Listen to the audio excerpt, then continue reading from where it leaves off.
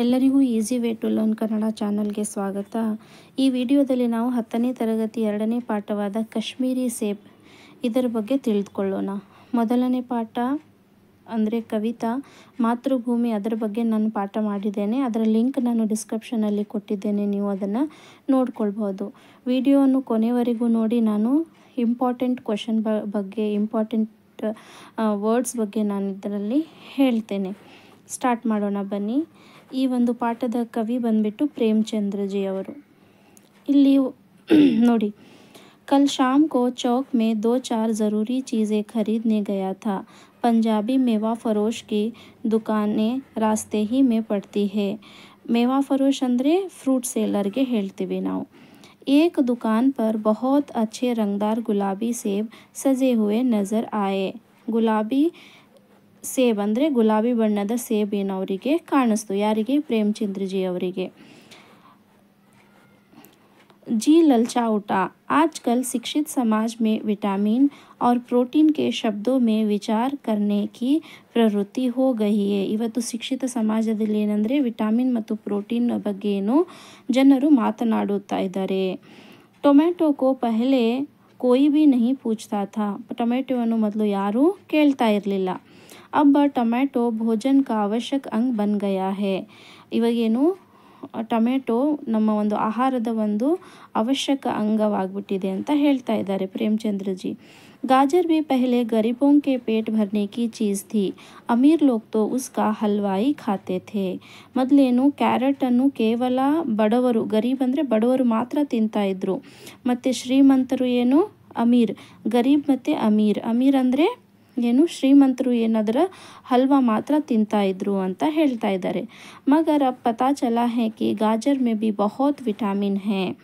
ಆದರೆ ಇವಾಗ ಗೊತ್ತಾಗಿದೆ ವಿಟಾಮಿನ್ ಕ್ಯಾರೆಟಲ್ಲಿ ತುಂಬ ವಿಟಾಮಿನ್ ಇದೆ ಅಂತ. ಇಸ್ಲಿಯೇ ಗಾಜರ್ ಕೋ ಬಿ ಮೇಜೋಂ ಪರ್ ಸ್ಥಾನ್ ಮಿಲ್ನೆ ಲಗಾ ಹೈ. ಅದಕ್ಕೇನು ಜನರು ಈಗ ಇದರ ಅರ್ಥ ಏನಂದರೆ ತುಂಬ ತಿನ್ನಲಿಕ್ಕೆ ಸ್ಟಾರ್ಟ್ ಮಾಡಿದ್ದಾರೆ ಅಂತ ಹೇಳ್ತಾ ಇದ್ದಾರೆ. सेब के विषय में तो यह कहा जाने लगा है कि एक सेब रोज़ खाए तो आपको डॉक्टरों की ज़रूरत नहीं रहेगी. ಸೇಬ್ ಅಂದರೆ ಆ್ಯಪಲ್ ಬಗ್ಗೆ ಇದನ್ನು ಹೇಳ್ತಾ ಇದ್ದಾರೆ. ಎವ್ರಿ ಡೇ ನೀವು ಒಂದೊಂದು ಆ್ಯಪಲ್ ತಿಂದರೆ ನೀವು ಡಾಕ್ಟರಿಂದ ದೂರ ಇರ್ಬೋದು, ಅಂದರೆ ನಿಮಗೆ ರೋಗಗಳು ಬರೋದಿಲ್ಲ ಆ್ಯಪಲ್ ತಿಂದರೆ ಅಂತ ಇದರ ಅರ್ಥ.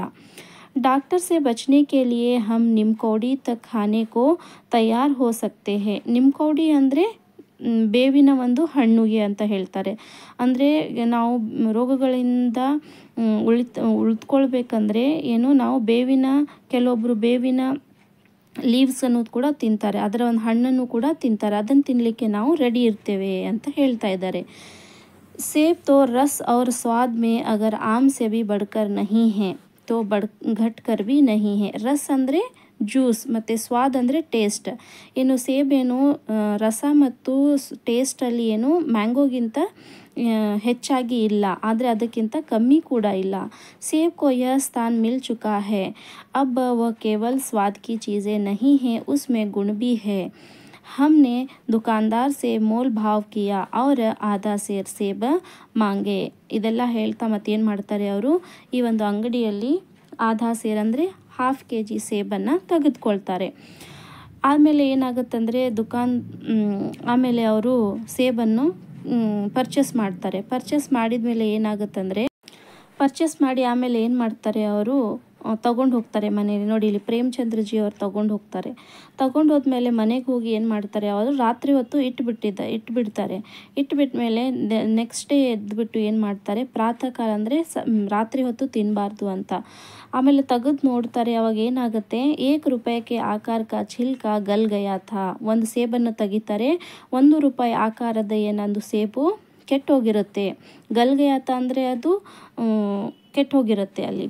दूसरा निकाला मगर ये आधा सड़ा हुआ था. ಅರ್ಧ ಏನಾಗಿತ್ತು, ಅದು ಕೆಟ್ಟು ಹೋಗ್ಬಿಟ್ಟಿತ್ತು. तीसरा सेब निकाला ये सड़ा तो था, ಅದು ಕೂಡ ಏನು ಕೆಟ್ಟೋಗಿತ್ತು. ಮಗರ್ ಏಕ್ ತರಫ್ ದಬ್ಕರ್ ಬಿಲ್ಕುಲ್ ಪಿಚಕ್ ಗಯಾ ಥಾ. ಒಂದು ಕಡೆ ಏನು ಪ್ರೆಸ್ ಆಗಿ ಅದೇನಾಗಿತ್ತು, ಕೆಟ್ಟು ಹೋಗ್ಬಿಟ್ಟಿತ್ತು. ಚೌಥಾ ದೇಖಾ ವೋ ತೋ ಬೇದಾಗ್ ಥಾ. ನಾಲ್ಕನೆಯನ್ನು ನೋಡಿದ್ರು, ನಾಲ್ಕನೇ ಸೇಬ್ ನೋಡಿದ್ರು, ಅದೇನು ಬೇದಾಗ್ ಅಂದರೆ ಅದರಲ್ಲಿ ಏನು ಕಲೆ ಇರಲಿಲ್ಲ. ಇಲ್ಲಿದೆಲ್ಲ ಈ ಥರ ಬ್ಲ್ಯಾಕ್ ಆಗಿ ಇರಲಿಲ್ಲ. ಮಗರ್ ಉಸ್ಮೆ ಏಕ್ ಕಾಲಾ ಸುರಾಗ್ ಥಾ. ಜೈಸಾ ಅಕ್ಸರ್ ಬೇರೋ ಮೇ ಹೋತಾ ಹೈ. ಬಟ್ ಅದರಲ್ಲಿ ಏನು ಆ ಹಣ್ಣಿನಲ್ಲಿ ಏನಿರಲಿಲ್ಲ, ಅದು ಪ್ರೆಸ್ ಆಗಿ ಏನೂ ಆಗಿರಲಿಲ್ಲ. ಬಟ್ ಒಂದು ಸಣ್ಣ ಒಂದು ಸುರಾಗ್ ಅಂದರೆ ಒಂದು ಹೋಲಿತ್ತು. ಯಾವಾಗಲೂ ಏನೋ ಬೇರೆಕಾಯಲ್ಲಿ ಇರುತ್ತಲ್ಲ ಅದೇ ಥರ ಇತ್ತು ಅಂತ ಹೇಳ್ತಾ ಇದ್ದಾರೆ. ಓವರಾಲ್ ಏನಂದರೆ ಈ ಲೆಸನ್ನಲ್ಲಿ ಅವರಿಗೆ ಗೊತ್ತಾಗತ್ತೆ ಏನು ಅಂದರೆ, ನಾವು ಖರೀದಾರಿ ಮಾಡುವಾಗ ಅಂದರೆ ಪರ್ಚೇಸಿಂಗ್ ಮಾಡುವಾಗ ನಾವು ಗಮನ ಹರಿಸಲಿಲ್ಲ ಅಂದರೆ ಏನು ಆಗುತ್ತೆ, ನಾವು ಅದನ್ನು ಶಾಪ್ ಅವ್ರು ಏನು ಮಾಡ್ತಾರೆ ನಮಗೆ ಧೋಕಾ ಅಂದರೆ ಏನಂದರೆ ನಮಗೆ ಚೀಟ್ ಮಾಡ್ಬೋದು ಅವರು ಅಂತ ಹೇಳ್ತಾರೆ.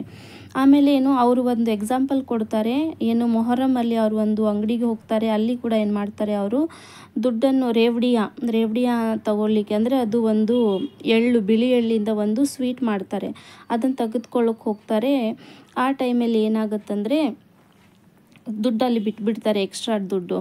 ಆಮೇಲೆ ಮನೆಗೆ ಹೋಗಿ ಅವರಿಗೆ ನೆನಪಾಗುತ್ತೆ.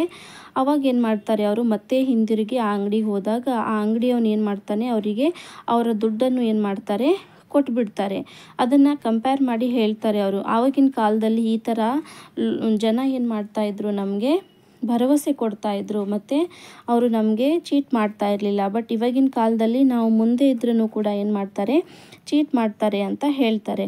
ಒಟ್ಟಿನಲ್ಲಿ ಈ ಪಾಠದ ಆಶಯ ಏನಿದೆ ಅಂದರೆ ನೋಡಿ, लेखक अपना अनुभव बताते हुए पाठकों को सचेत करते हैं कि अगर खरीदारी करते समय सावधानी नहीं बरते तो धोखा खाने की संभावना होती है. ಅಂದರೆ ನಾವು ಪರ್ಚೇಸ್ ಮಾಡುವಾಗ ಅಟೆನ್ಷನ್ ಆಗಿ ಇರಲಿಲ್ಲ ಅಂದರೆ, ಸರಿಯಾಗಿ ಅಲ್ಲಿ ನೋಡಲಿಲ್ಲ ಅಂದರೆ ನಮಗೇನು ಚೀಟ್ ಮಾಡ್ಬೋದು ಅನ್ನೋದು ಈ ಪಾಠದ ಒಂದು ಆಶಯವಾಗಿದೆ. ಈ ಪಾಠಕ್ಕೆ ಸಂಬಂಧಪಟ್ಟ ಏನೇ ಪ್ರಶ್ನೆಗಳಿದ್ರೂ ನೀವು ನನಗೆ ಕೇಳ್ಬೋದು. ಮುಂದಿನ ವಿಡಿಯೋದಲ್ಲಿ ನಾನು ಈ ಪಾಠದ ಪ್ರಶ್ನೆ ಉತ್ತರಗಳನ್ನು ಬಗ್ಗೆ ವಿಡಿಯೋವನ್ನು ಮಾಡ್ತೇನೆ. ದಯವಿಟ್ಟು ವಿಡಿಯೋವನ್ನು ಸಂಪೂರ್ಣವಾಗಿ ನೋಡಿ, ಏನಾದರೂ ಇದ್ದರೆ ಕಮೆಂಟ್ ಮಾಡಿ. Thank you so much for watching the video.